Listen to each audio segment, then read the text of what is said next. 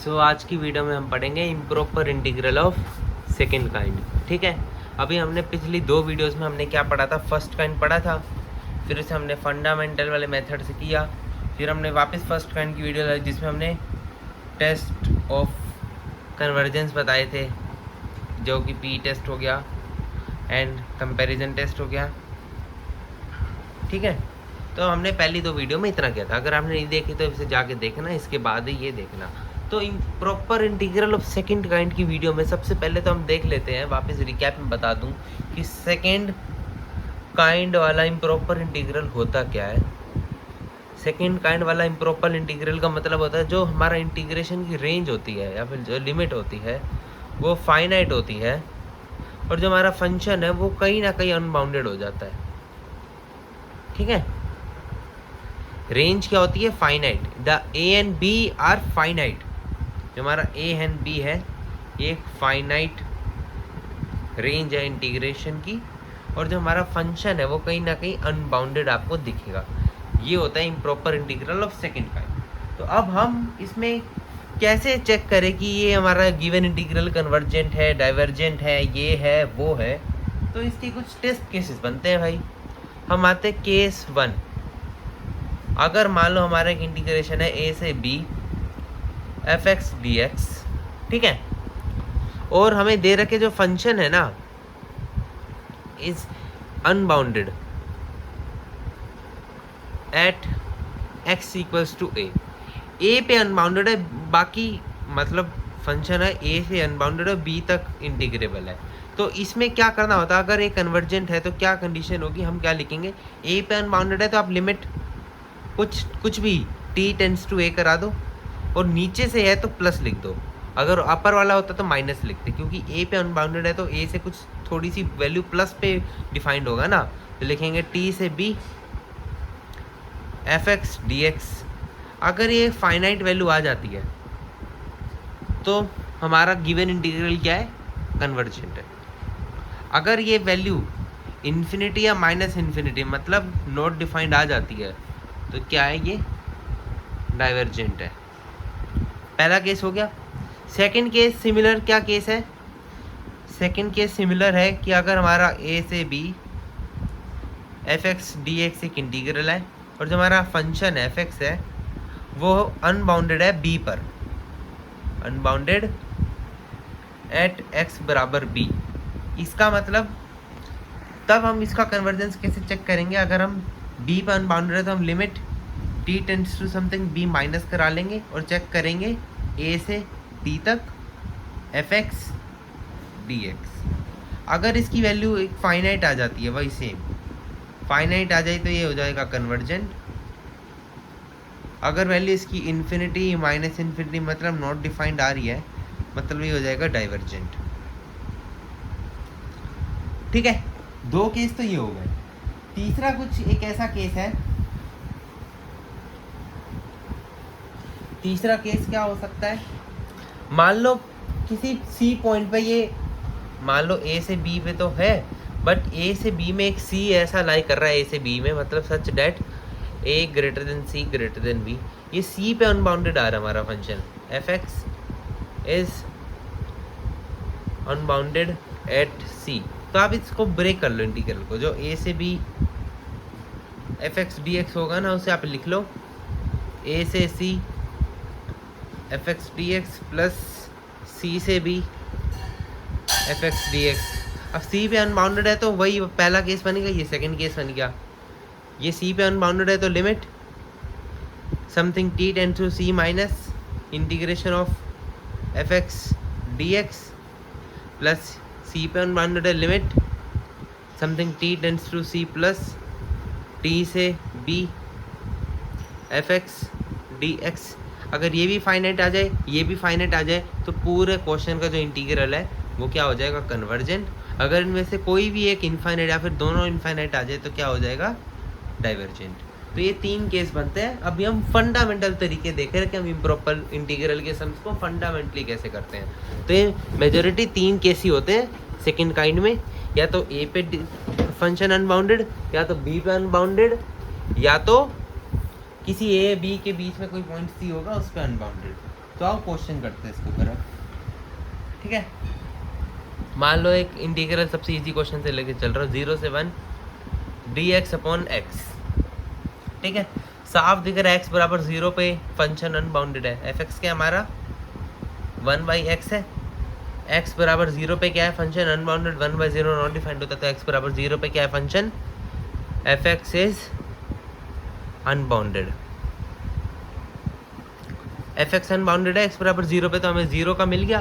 तो हम क्या करेंगे, something limit t tends to 0 plus t से 1 dx अपॉन x, इसका इंटीग्रेशन क्या होता है log x, रेंज t से 1 और लिमिट क्या कर रही है, t टेंड्स टू 0 कर रही है, मतलब log 1 minus log t, log 1 0 and log 0 not defined, log t की जगह 0 रखोगे तो log 0 नॉट डिफाइंड, मतलब क्या, कौन सा होगा केस, डाइवर्जेंट का,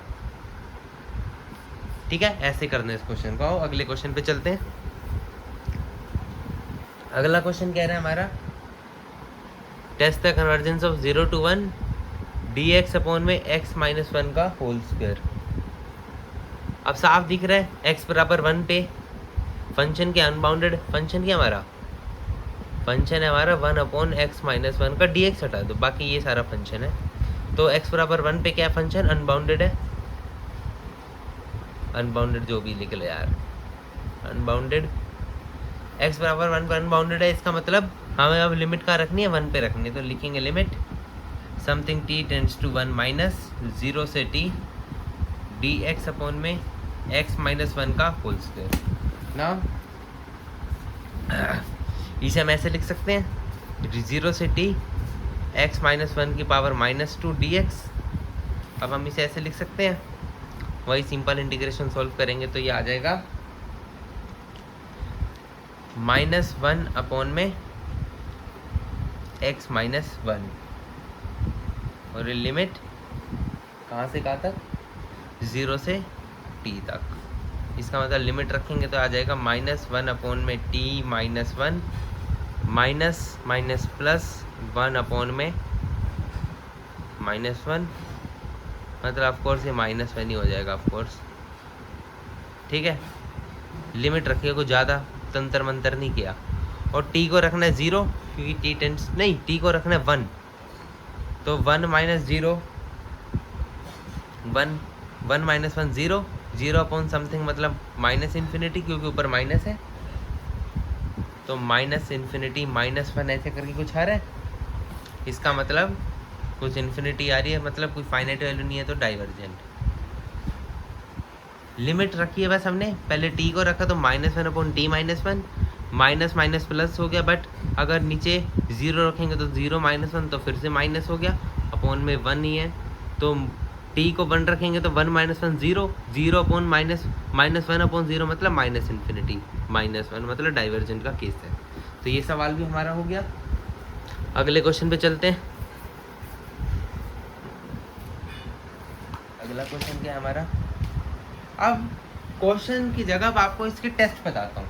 ये तो था हमारा जनरल मेथड, बट अब आएंगे टेस्ट। वही वाली कंडीशन, आपको टेस्ट कब लगाने हैं, जब आपका क्वेश्चन हद मार से 1 से 2 नंबर के बीच का हो।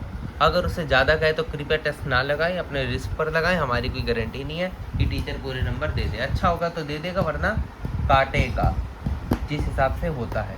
तो अब सेकंड काइंड में कौन कौन से टेस्ट होते हैं, हम पहला वही पी टेस्ट पढ़ेंगे, बट कुछ हटके होगा, कुछ डिफरेंट टेस्ट पे।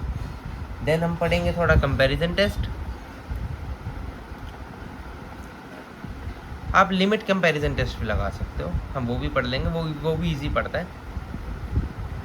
उसमें हमने नहीं पढ़ा था, उसमें हमने 2 पढ़े थे, पहले 2, इसमें 3 है, आपकी मर्जी है, जोन सा लगाना चाहो लगाओ। अब पी टेस्ट की बारी आई, तो पी टेस्ट कैसे लगाएंगे इसमें। सबसे पहले तो पी टेस्ट लगाने की कंडीशन क्या है,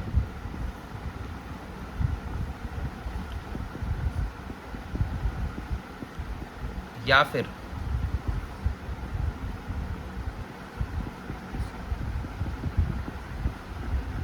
अगर कुछ ऐसा दिख रहा है आपको dx upon x minus A की पावर p या फिर dx upon x minus B की पावर p, तभी आप p टेस्ट लगा सकते हो। बट इसमें p टेस्ट का केस उल्टा हो जाता है। इसमें होता है p अगर एक से छोटा हो जाए तब होता है कन्वर्जेंट, ठीक है, और p एक या एक से बड़ा हो जाए तो तब होता है इस केस में डाइवर्जेंट। अब तक क्या पढ़ के आ रहे थे, p एक या एक से छोटा हो तो होता है हमारा डाइवर्जेंट, और p एक से बड़ा हो तो क्या होता है हमारा कन्वर्जेंट। ये हमने सीरीज में भी पढ़ा था, ये हमने फर्स्ट काइंड वाले में भी पढ़ा था, बट सेकंड काइंड में इसकी उल्टी कथा हो जाती है। तो कृपया इन दोनों को मिक्स ना करें, फर्स्ट काइंड में सेकंड काइंड मत लगाएं, मतलब सेकंड काइंड में फर्स्ट काइंड वाला टेस्ट ना लगाएं, इसे भूल जाएं। इसकी कंडीशन क्या होती है, dx upon x minus A ये वाली लिमिट की पावर p या फिर dx upon x minus B की पावर p। अगर p लेस देन 1 है तो convergent, p greater than equal to 1 है तो डाइवर्जेंट। समझे? ये होता है p टेस्ट। कंपैरिजन टेस्ट क्या होता है, वो सेम रहता है। अगर हमारा mod of F X, mod of G X, दो कोई फंक्शन है मोड एफ एक्स जी एक्स, अगर ये कंडीशन बैटरी है, अगर ये कन्वर्जेंट तो ये भी कन्वर्जेंट, ये डाइवर्जेंट तो ये भी डाइवर्जेंट। अगेन सुन लो, f x converge if g x converge and g x diverge if f x diverge. समझे? लिख देते हैं यार, देखो f x converge if g x converge, f x converge का मतलब होता है इंटीग्रल ए से B F x D x converge, if ए से b g x D x is converge. मैं शॉर्ट फॉर्म में लिख रहा था एफ एक्स जी एक्स, और G x D X A से बी डाइवर्ज इफ ए से B F x D X diverge. ये होता है कंपैरिजन टेस्ट, ये सेम रहता है, कोई घबराने वाली बात नहीं है। और लिमिट कंपैरिजन टेस्ट भी सीरीज जैसा होता है, बिल्कुल सेम रहता है। तो लिमिट कंपैरिजन टेस्ट क्या कहता है, हमारा लिमिट कंपैरिजन टेस्ट कहता है कि अगर एफ एक्स जी एक्स टू फंक्शंस हैं, ठीक है, और अगर limit x tends to a f x upon g x, या फिर limit x tends to b F x by g x की वैल्यू एक फाइनाइट आए, is a finite number, then जो हमारा f x and g x होगा, f x and g x have same behaviour, मतलब वो कन्वर्ज और diverge together. मतलब अगर एक कन्वर्ज कर रहा है तो दूसरा भी करेगा कन्वर्ज, अगर एक डाइवर्ज कर रहा है तो दूसरा भी क्या करेगा, डाइवर्ज। कन्वर्ज और डाइवर्ज टुगेदर, ठीक है, ये रूल होता है। तो आओ अब क्वेश्चंस करते हैं, पता चलता है कि इस टेस्ट को कैसे लगाएं क्वेश्चंस में। अभी मैंने सारे टेस्ट की समरी तो दे दी, अब हम इसके ऊपर क्वेश्चंस देख के लगाएंगे कि टेस्ट पे क्वेश्चंस कैसे लगाते हैं। तो आओ देखते हैं। नाउ क्वेश्चन पे चलते हैं। पहला क्वेश्चन टेस्ट था कन्वर्जेंस ऑफ 0 से 1 dx अपॉन में एक्स क्यूब इंटू में 1 प्लस एक्स स्क्वायर। अब देखो ये क्वेश्चन बढ़िया क्वेश्चन है, इसे लिमिट कंपैरिजन टेस्ट से हम कर सकते हैं। ध्यान से ऑब्जर्व करो कि हमारा फंक्शन क्या है, 1 अपॉन एक्स क्यूब। आपको स्टेप भी पता चल जाएंगे क्वेश्चन कैसे करना है। अब सबसे पहले आप फंक्शन देखते ही सबसे पहले सोचो, बस आँख बंद करके पहले आपको ये सोचना है कि इसकी डिसकंटिन्यूटी कहाँ आ रही है फंक्शन में, इसका अनबाउंडेडनेस एक्स के कौन कौन सी वैल्यू पे हो सकता है। तो साफ दिख रहा है एक्स बराबर 0 पे भी 1/0 फॉर्म इन्फिनिटी बन जाएगा, और एक्स बराबर 1 पे भी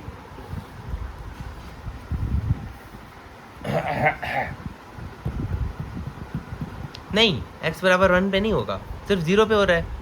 क्योंकि अगर ये यहाँ पे 0 रख दिया तो कोई दिक्कत नहीं है, सिर्फ x बराबर 0 पे ये डिसकंटिन्यूस जा रहा है फंक्शन, बाकी किसी पे नहीं जा रहा। 1 पे नहीं जा रहा। तो अगर इसे 1 रखेंगे, ये भी 1 रखेंगे तो फाइनाइट है। तो हमारा सिर्फ x बराबर 0 पे क्या है, हमारा जो फंक्शन है वो क्या है, अनबाउंडेड है। ओके, आगे सुनो बात अब मेरी। फंक्शन अनबाउंडेड x बराबर 0 पे है, तो आपको कंपैरिजन में जो लिमिट लगानी है वो x टेंड्स टू 0 लगानी है। अब हमारा fx क्या है वो तो हमें पता ही है। gx क्या लेते हैं, डिनोमिनेटर की हाईएस्ट पावर, जैसे सीरीज में लेते थे।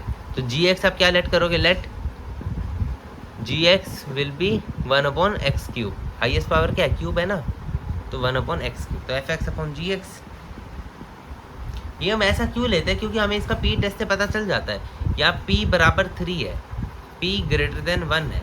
तो अभी मैंने आपको टेस्ट केस बताया, अगर p ग्रेटर देन 1 है तो एक किसका केस होता है, डाइवर्जेंट का केस होता है। ठीक है, सेकंड वाले काइंड में, फर्स्ट वाला मत सोचना। अब fx/gx, fx है 1/x³, 1 + x², और gx है 1/x³। कटा कटा और लिमिट x टेंड्स टू 0+।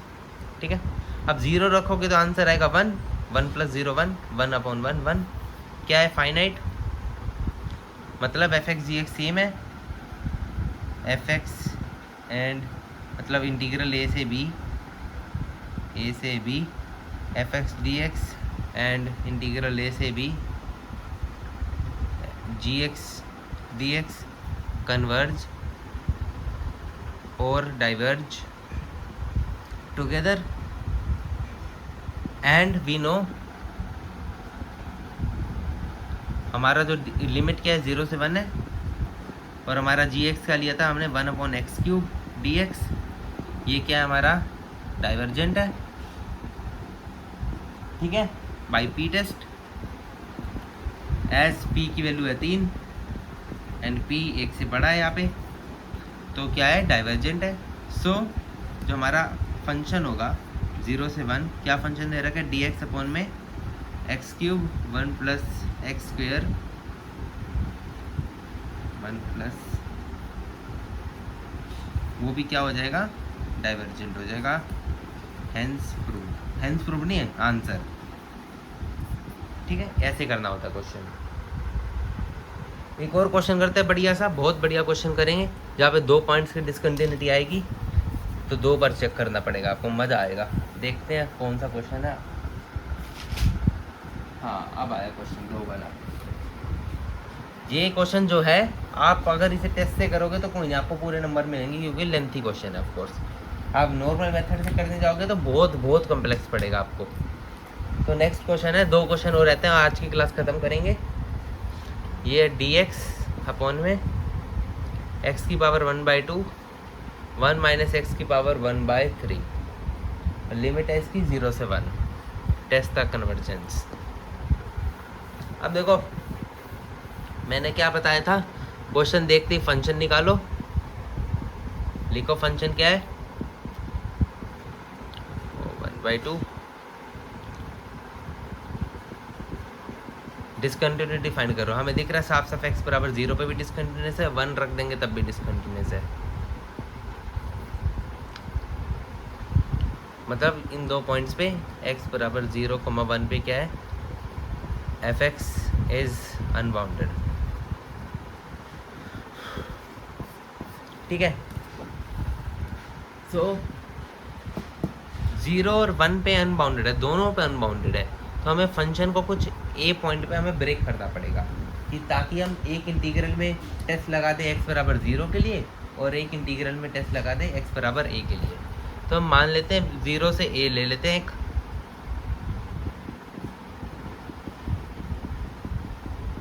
ठीक है, प्लस a से 1 ले लेते हैं, लिमिट क्यों ले रहा हूँ, ताकि हम दोनों पे इंडिविजुअली काम कर सकें, क्योंकि 2 पॉइंट की डिसकंटिन्यूटी है ना, सिंगल होती तो नहीं करना पड़ता है ड्रामा।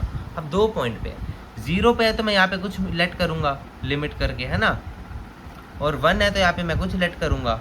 1 पे है तो a तो मेरा एज इट इज रहेगा, क्योंकि a पे भी इंटीग्रेबल है, a के भी इंटीग्रेबल है। एक 0 पे परेशान करे, 1 पे कर रहा है, इसलिए मैंने इसको ब्रेक ही कर दिया। ठीक है, अब आप चाहो तो आप उससे कर सकते हो, फंडामेंटल मेथड से आप चाहो तो ऐसे कर सकते हो कि कि limit t tends to 0 plus करके, बट हमने अब टेस्ट पढ़ लिया तो हम क्यों ना लगा टेस्ट। तो हम सबसे पहले लिखते हैं applying limit comparison test at x बराबर 0। अप्लाइंग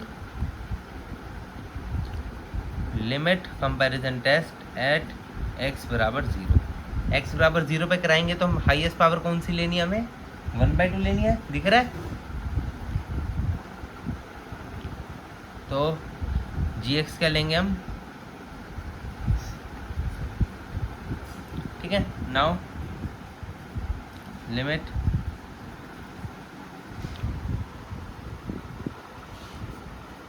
ठीक है, fx हमारा,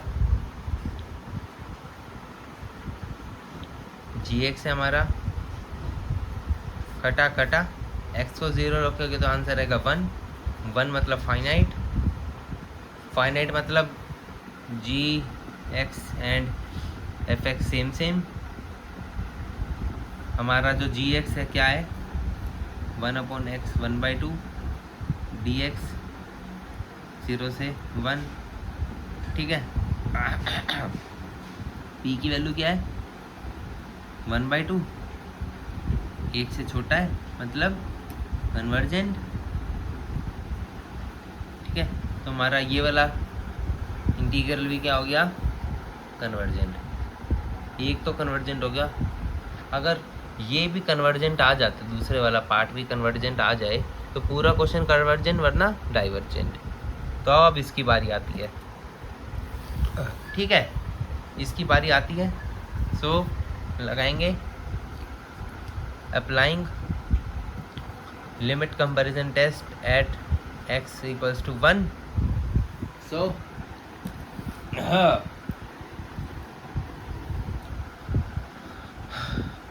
अब इसमें gx क्या लेट करें, इसमें थोड़ा सोचने वाली बात है। इसमें अब ये फंडा नहीं होगा कि हम highest power of x let करें। अगर हमें लिमिट कंपैरिजन टेस्ट की फाइनाइट वैल्यू लानी है तो हम gx 1/x की पावर 1/3 लेट कर सकते हैं, ताकि वो कट जाए आसानी से। अभी देखना कैसे मैं बोल रहा हूँ, क्यों बोल रहा हूँ। अब हम निकाल लेंगे 2 सेकेंड। अब हम निकाल लेंगे limit x tends to 1 fx upon gx, मतलब और gx भी ये लेट किया था, और x टेंड्स टू 1 रखेंगे तो आंसर आएगा 1। इसका मतलब fx and gx same same, and gx हमें दिख रहा है 1/1 - x की पावर 1/3। 1/3 मतलब p की वैल्यू ये है, ये भी 1 से छोटा है।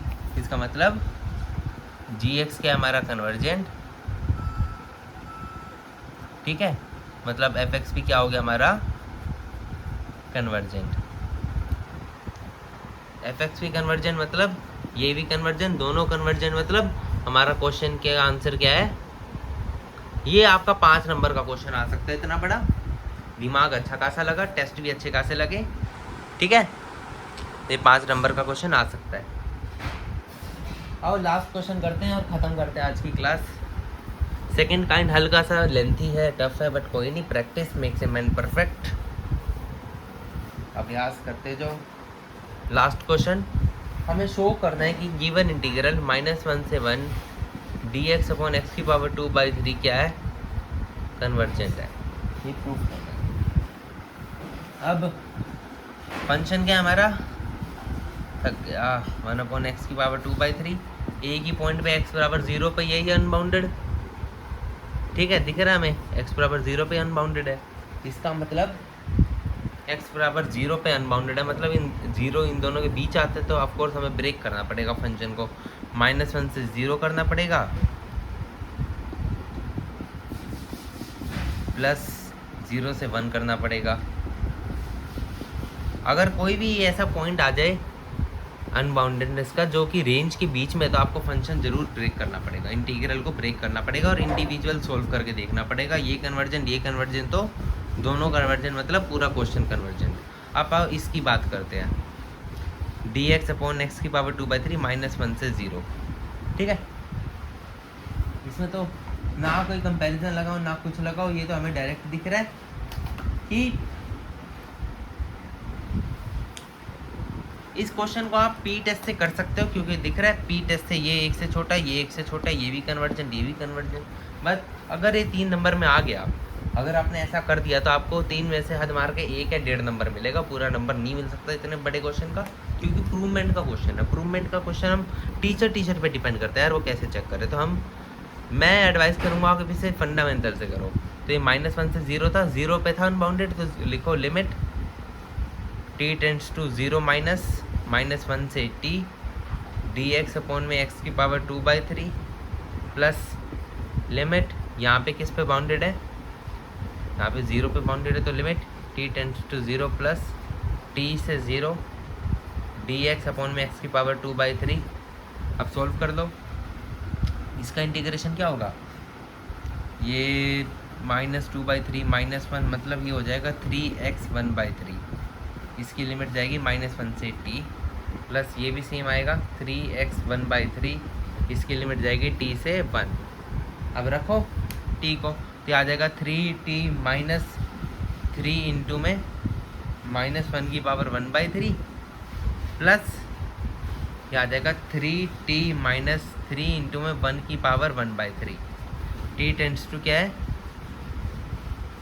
0 माइनस है और 0 प्लस है, तो 3t में 0 रखेंगे तो ये 0, -1 की पावर 1/3 -1, -1 इंटू -3 +3, ठीक है, प्लस 3t में 0, ओ सॉरी यहाँ माइनस लगाते हैं ना लिमिट रख के, एक सेकेंड यार, और लिमिट वापस रखते हैं यार, चलो हटाओ आराम से रखेंगे लिमिट, कोई जल्दबाजी नहीं है। क्या था हमारा limit, t tends to 0 3x 1/3 -1 से t plus limit t tends to 0 plus 3x 1/3 t से 1, तो रखो 3t को रखो तो 3t - 3 -1 की पावर 1/3 प्लस 3t - 3 1 की पावर 1/3, t टेंड्स टू 0 है तो ये मर गया, ये मर गया, तो -1 की पावर 1/3 को आप 1 लोगे, क्योंकि हम रियल सोल्यूशन ले रहे हैं, वरना इसको सोल्व करके आता है ओमेगा स्क्वायर और -1, तो ऑफकोर्स -1 लेंगे, तो -3 इंटू -1 प्लस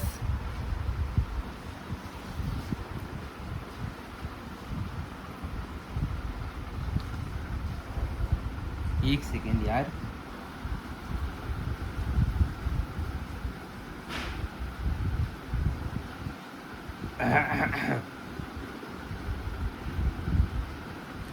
प्लस ये तो 0 हो गया,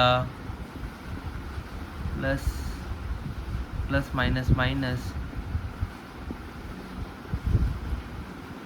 यार ये कहाँ गलती हो गई, सॉरी हमने यहाँ पे गलत लिख लिया, पहले 1 आता है ना, पहले 1 आता, हमने पहले t ले लिया, तो आ जाएगा 3 इंटू 1 की पावर 1/3 -3t, ठीक है। अब यहाँ पे आएगा -3 इंटू -1 मतलब 3, प्लस ये भी आ जाएगा 3 -3t, t तो 0 है, तो 3 + 3 = 6, मतलब ये क्या है, फाइनाइट है, फाइनाइट है, तो आंसर क्या हो गया, कन्वर्जेंट, हेंस प्रूव्ड।